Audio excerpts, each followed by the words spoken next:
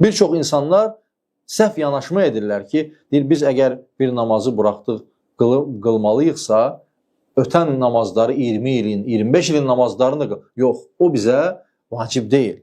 Necə ki, Allah Resulü sallallahu aleyhi və səlləm buyurur ki, Ət-təvbətu yəcubbu mə qabləhə. Biz o insanları fərqləndirməliyik. Bir insan mömindir, artıq hidayətə gəlib, namaz əhlidir, sadəcə bir namazını buraxıb, bilmədən, unudaraq.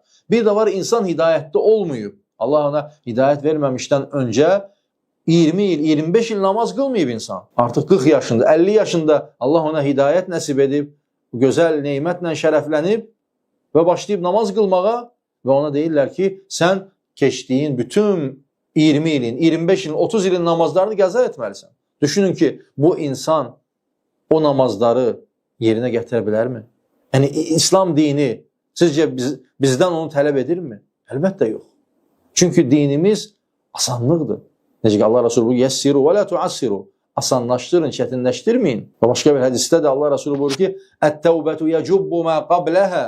Tövbə keçmişləri silib aparır, təmizləyir. Sən bugündən başla, sən bugün tövbə et, Allahdan bağışlanma istə, keçmişlərindən tövbə et, sadiq tövbənin 4 şərti var. İxlasla tövbə et, etdiyin günahlardan çəkin, peşman ol və bir daha qayıtmamağa söz ver. Beləliklə artıq yeni bir səhifə aç, namazlarını qıl və sən keçmişdən qiyamət günü sorumlu deyilsən, möhtərəm qardaşlar. Onu qarışdırmayaq. Bir çox insanlar bundan əziyyət çəkirlər. Baxırsan, insandır, bütün günü namaz qılır, hətta yorulur, bəlkə hətta ikrah gəlir ona. Bir çox insanlara deyəndə ki, sən 20 ilin, 30 ilin namazını qılmalısan, hətta o namaza başlamağa belə tərəddüd edir.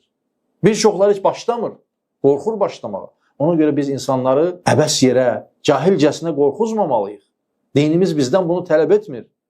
Bilmədiyimiz əhkamları insanlara tətbiq və təşviq etməməliyik. Artıq o hidayətə gəldisə, artıq o günündən sorumludur.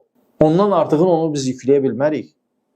Necə ki, Allah Resulü sallallahu aleyhi və səlləm də buyurur ki, tövbə keçmişləri silib aparır. İnnəl həsənət yuzhibnəs seyyiət. Həqiqətən həsənətlər günahları silib aparır. Görürsən ki, insanlara çətinlik yaradırlar bilmədən.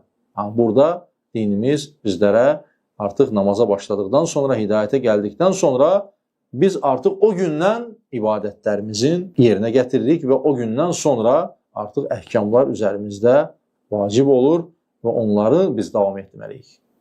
Keçmişdən sorumlu deyilik, bəli.